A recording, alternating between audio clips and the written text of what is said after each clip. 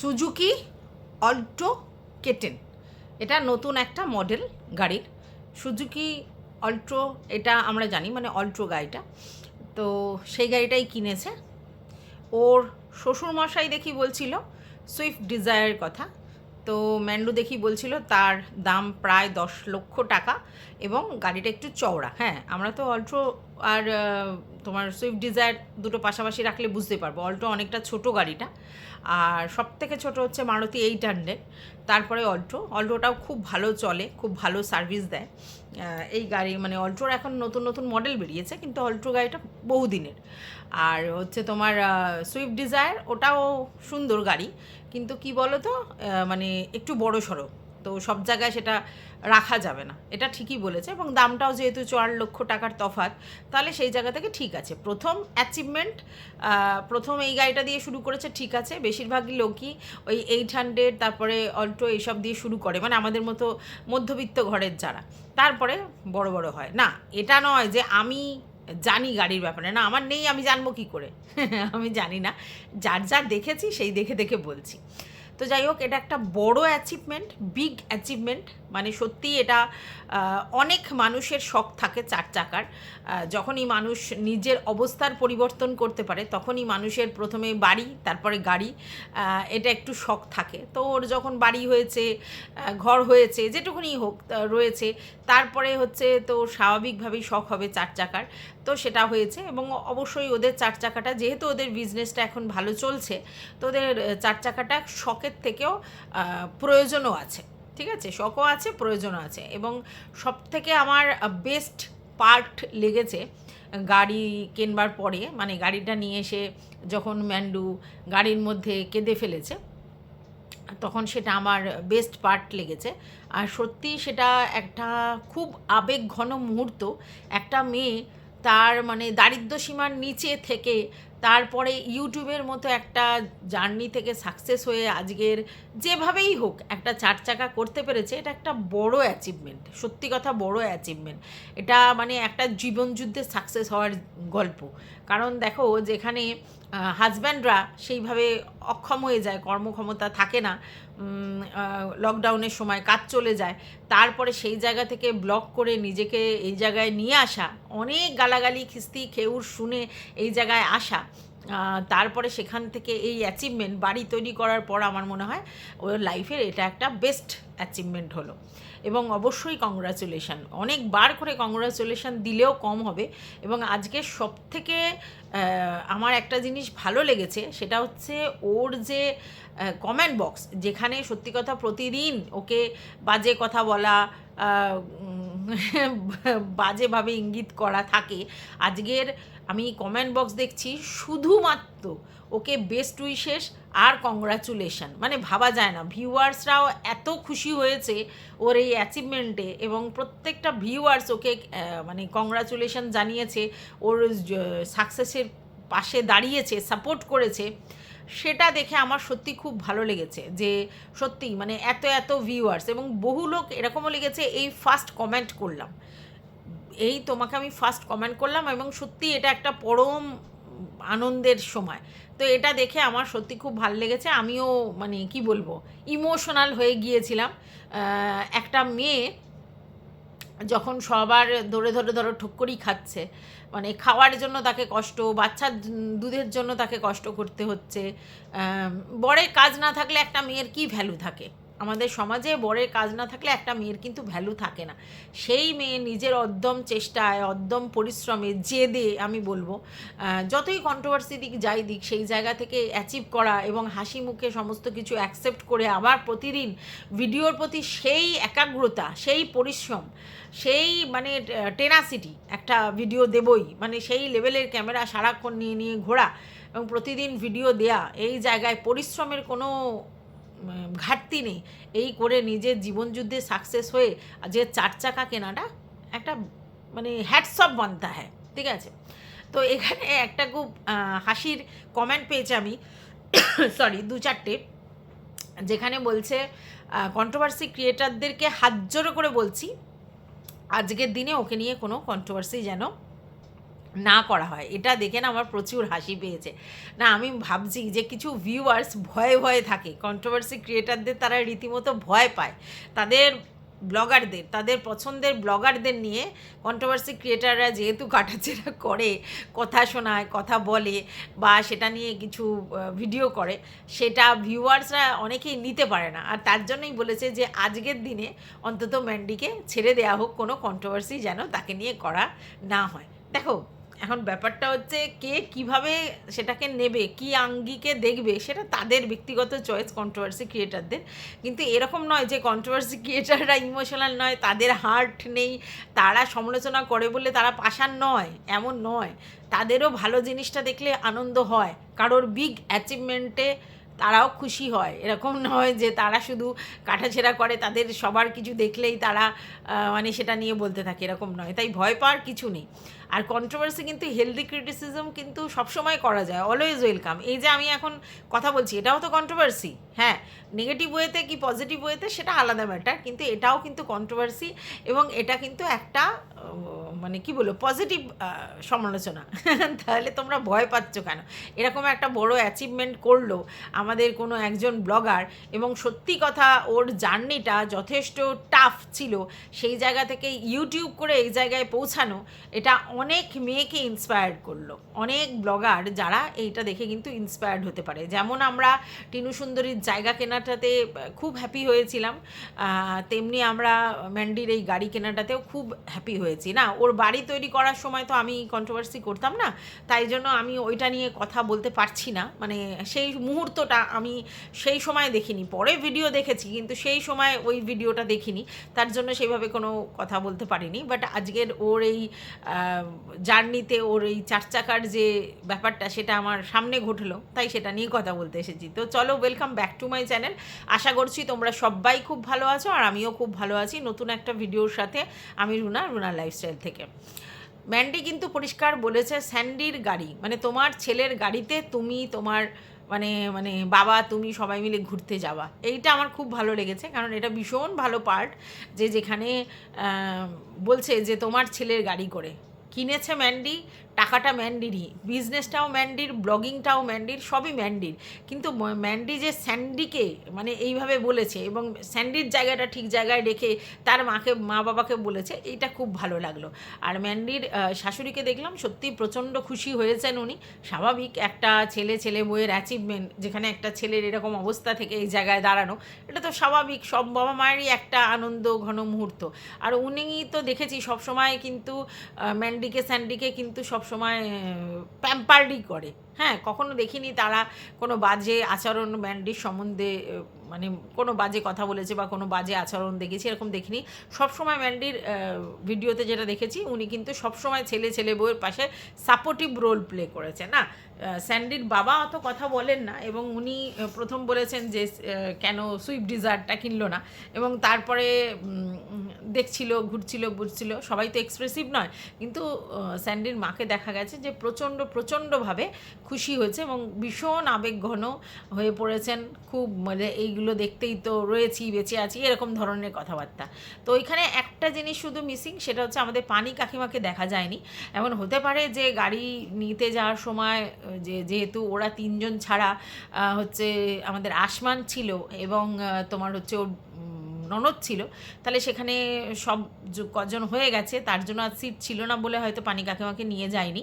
কিন্তু পানি কাকিমাকে তো বাড়ি আসার পরে ডাকতে পারতো, কারণ উনি তো প্রায় রোজই আসেন। তাহলে সেক্ষেত্রে উনি আসলে উনিও সেই আনন্দটা ভালো করে মুহূর্তটা শেয়ার করতে পারতেন, এবং ক্যামেরাবন্দি করতে পারেন। উনি তো আবার এসব ক্যামেরাবন্দি করেন, তো কেন উনি আসেননি, এটা মানে একটু মিসিং লাগছে। যেহেতু সব সময় সারাক্ষণ ওনাকে দেখা যায়, সেহেতু সেই একটা শুভক্ষণে উনি আসলেন না, এটা একটু কেমন লাগছে। এই একটাই ব্যাপার আছে। তো আমি কালকের তোমাদের যে ভিডিওটা করেছিলাম, সেটা আমার সেকেন্ড ভিডিওই দিয়েছি। তো সেখানে না আমি ভীষণ কনফিউজড হয়ে গিয়েছিলাম যে আমাদের ম্যান্ডু ওই পেঁয়াজ দিয়ে মুসুর ডালটা কখন করলো। ঠিক আছে, আমি এটা ফিল করতে পারিনি যে ফুলপাপড়ির মানে আসমান মানে এই যে ভিডিওটা আজকের ম্যান্ডি দিয়েছে সেই ভিডিওটা কালকেরই দিয়ে দেবে, ঠিক আছে, মানে সেই আর কি সেই ফুটেজগুলোই দিয়ে দেবে। তো সেই জন্য না আশা করতে পারিনি বলে আমি বুঝতে পারছিলাম না যে ডালটা তো করেনি, নিরামিষ ডাল দেখেছিলাম, কিন্তু এই মুসুর ডালটা তো করেনি। তো আজকের ম্যান্ডি সেটা দিয়েছে, তার মানে কালকেরই ওই আর কি মুসুর ডালটা করেছিল, আর সেটাই ওই ফুটেজটা ফুলপাপড়ির আসমান দেখিয়েছিল, সেই জন্য বুঝতে পারিনি। এবার আমি ইলিশ মাছটা নিয়েও যথেষ্ট কনফিউজ ছিলাম যে ইলিশ মাছটা কোত্থেকে এলো, ঠিক আছে, কারণ ইলিশ মাছটা তো রান্না হয়েছে রবিবার। তো আমার তো এই কনসেপ্টটাই ভালোভাবে ছিল না যে ইলিশ মাছটা রান্না হয়েছে রবিবার আর দুটো মাছ মঙ্গলবার পর্যন্ত রেখে দেবে ওদের জন্য, এটা না, কারণ ম্যান্ডির তো বাসি খাওয়ার অভ্যেস, বাসি দেওয়ারও অভ্যেস। তো আমি এটা মানে অ্যাজামশান করতে পারিনি যে সেই দুদিন পর আর কি আসবে আর সেদিনকে এসে সেই মাছটা খাবে, সেই জন্য। তো আমার মনে হয় যে এই রান্না করা মাছটা না রেখে যদি মাছটা ও এমনি ফ্রিজে নুন হলুদ মাখিয়ে রেখে দিত আর আসলে তারপরে একটু সর্ষে পোস্ত বাটা দিয়ে তার মধ্যে মাছটাকে ছেড়ে দিত, বরং আরও বেশি স্বাদটা হতো। এরকমভাবে বাসি খাওয়ানোটা না ঠিক লাগে না, যদিও ইলিশ মাছ খাসির মাংস এগুলো কিন্তু বাসি খেতে টেস্ট লাগে, কিন্তু তবুও বাড়িতে যখন কোনো লোকজন আসে তখন ব্যাপারটা একটু অন্যরকম হয়। তো যাই হোক, ম্যান্ডি এগুলো করে অভ্যস্ত, ম্যান্ডি এগুলো শোনেও না, এবং আসমানও সেটা ভালো মন্দভাবেই খেয়ে নিয়েছে, কারণ ওরা জানে যে মাছটা কিন্তু রবিবার নিয়ে এসেছে এবং সেটা মঙ্গলবারই দিয়েছে ওকে। তো এই ব্যাপারটা ছিল। আর নাহলে ঠিকই আছে, সকালবেলা তাড়াহুড়োর মধ্যে ডাল, অমলেট, বেগুন ভাজা, পটল ভাজা এটাই যথেষ্ট। শুধু ও যেহেতু এসছে তার জন্য ওকে একটা ইলিশ মাছটা ওর জন্য রেখে দিয়েছিল, সেদিনকে আসবে যেহেতু ঠিক ছিল তার জন্য। আর তোমার হচ্ছে তারপরে রাত্রিবেলা রান্না করেছিল চিকেনের ঝোল, এবং সেখানেও একটা বেস্ট পার্ট, সেটা যেটা আমরা প্রায় দেখি না, আমরা যেটা নিয়ে সবসময় বলি, সেটা হচ্ছে ওর যে ননদ যে ওই বাড়িতে আসে প্রতিদিনই প্রায় গল্প করে, বেশ ওদের সম্পর্ক খুব ভালো। সেখানে ওদের বাড়ির তরফ থেকে মানে ওর ননদ রান্না করে সেই তরকারি কিন্তু এদেরকে দিয়ে যায়, বাট ম্যান্ডিকে সেরকম একটা দিতে দেওয়া যায় না। বাট আজকের এই বেস্ট পার্টটাও দেখা গেছে যে রাত্রিবেলা ও আর ওর ননদ একসঙ্গে বসে খেয়েছে, এটাও খুব ভালো লেগেছে, এবং দেখা গেছে ননদের ছেলেকেও এখানে বসিয়ে খাওয়াচ্ছে।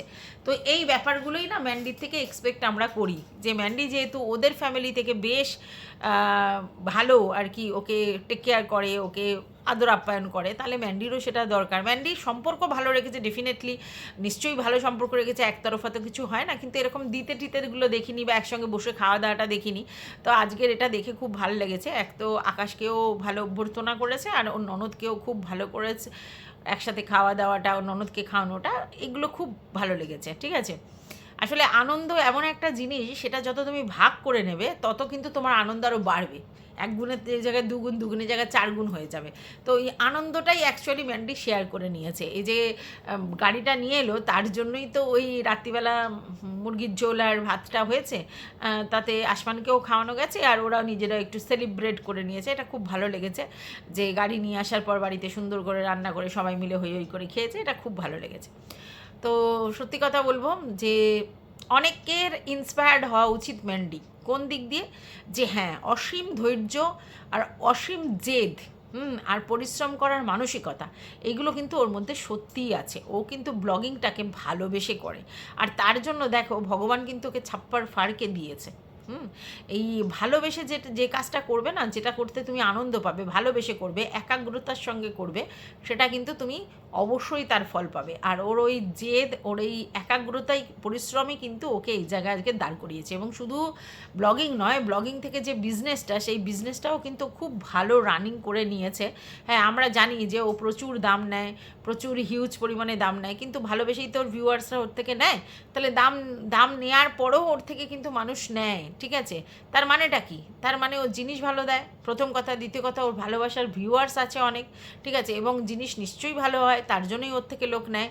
তো সেই জায়গা থেকে সেই বিজনেসটাও কিন্তু রানিং হয়েছে। তোমরা দেখেছো প্রথমে ওরা বাইকে করে করে মাল নিয়ে এসে বিক্রি করতো, হ্যাঁ, তারপরে তোমরা দেখলে যে প্রথমে দোকানে গিয়ে দোকানে বসে বসে তোমার হচ্ছে রিলস করে ছাড়তো, মানে দোকানের সঙ্গে টাই আপ করা ছিল, সেখান থেকে রিলস করতো এবং সেখান থেকে সেই রিলস ছেড়ে যেটুকুনি ইনকাম হতো।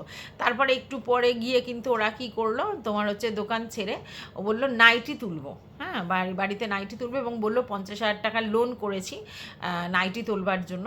তো স্যান্ডিকেই করে দিয়েছে। তো নাইটি তারপরে বিজনেস করলো, তারপরে দেখলো চাদরটাও ওর কাছে লোক চাইছে, তারপর চাদরটাও বাড়ি মানে বেড কভারটাও রাখতে শুরু করলো এবং পুঁজি লাগাতে শুরু করলো। তারপরে এখন যখন ওই পুঁজিটা লাগানো হলো তখন ও দেখলো যে মোটামুটি তোমার নাইটি আর তোমার হচ্ছে বেড কভারের বিজনেসটা ওর খুব ভালো হচ্ছে।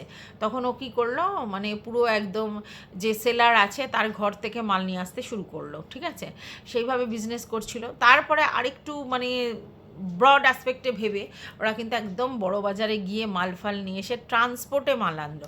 ট্রান্সপোর্টে মাল মানে 1 টাকা 2 টাকার জিনিস না, বেশ অনেকটা টাকার জিনিস আনলো। এবং তোমরা দেখলে 15 দিন 20 দিনের মধ্যে সেই মাল কিন্তু শেষ হয়ে যায়, আবার ওদের স্টক করতে হয়, মানে মাসে 2বার করে স্টক করতে হচ্ছে। মানে বুঝতে পারছো কত মাল ওরা সেল করছে পার ডে, প্রচুর মাল সেল করছে এবং বিজনেসটা বেশ রানিং হয়ে গেছে। এবং সত্যি কথা বলতে অনলাইনে এত ভালো বিজনেসটা রানিং হয়ে গেছে, তার জন্য ওরা কিন্তু অফলাইনে দোকান করার কথা চিন্তাই করছে না।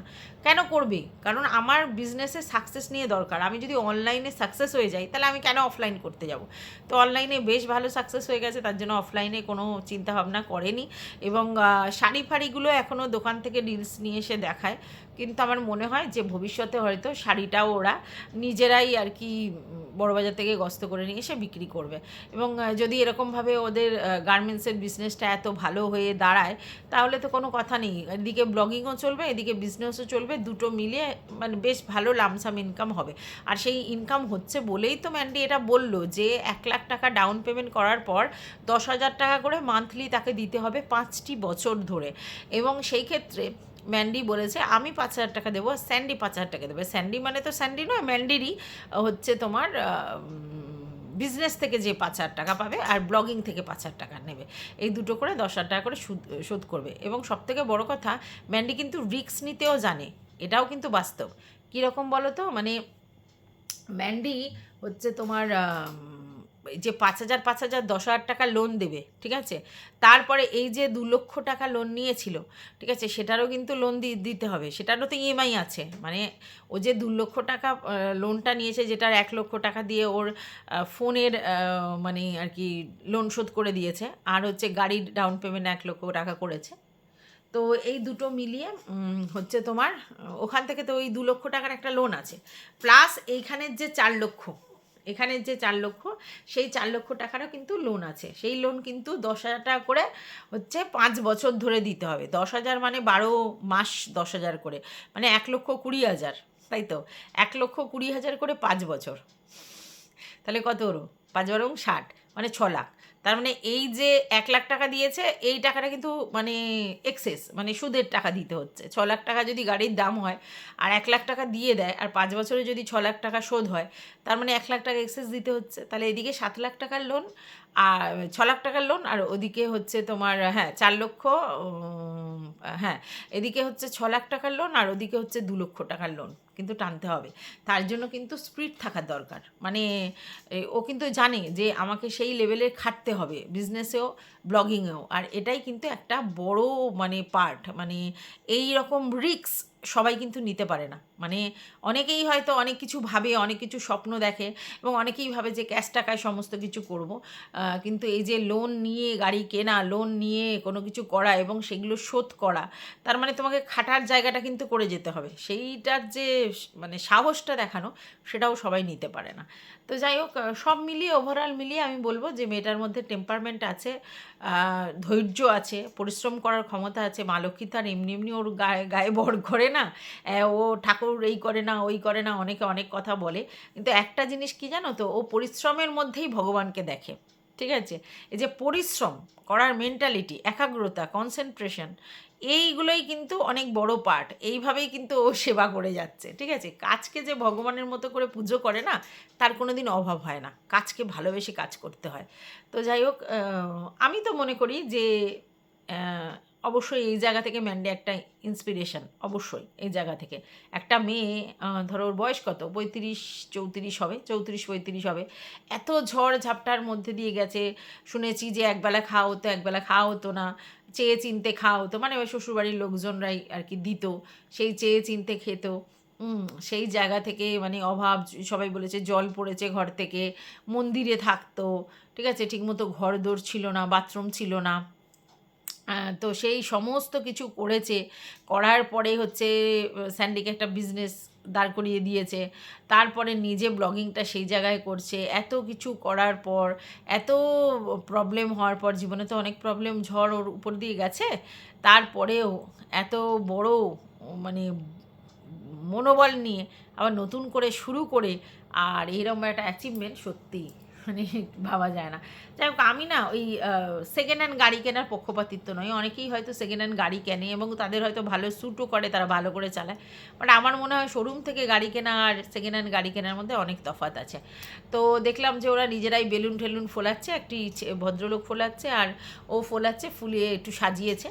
তো আমি জানি না, আগে থাকতে বলে রাখলে হয়তো সাজিয়ে টুজিয়ে দিত, এবং নীলের জায়গায় লাল বেলুন দিয়ে, সাদা বেলুন দিয়ে যদি সাজাতো আরও বেশি ভালো লাগতো। তো সবটা মিলিয়েই ভালো। এবং আরও একটা ভালো কথা যেটা সবাই বলছিল যে স্যান্ডি কি গাড়ি চালাতে জানে, তো ম্যান্ডি এটা বলে দিয়েছে যে হ্যাঁ, স্যান্ডি গাড়ি চালাতে জানে, এবং এই গাড়ি শেখার যে ক্রেডিটটা, মানে ড্রাইভিং শেখার যে ক্রেডিটটা, সেটা ওর বাবার। কারণ ওর বাবার বাড়ির তরফে সবাই গাড়ি চালাতে জানে, ইনফ্যাক্ট ওই আসমানও জানে।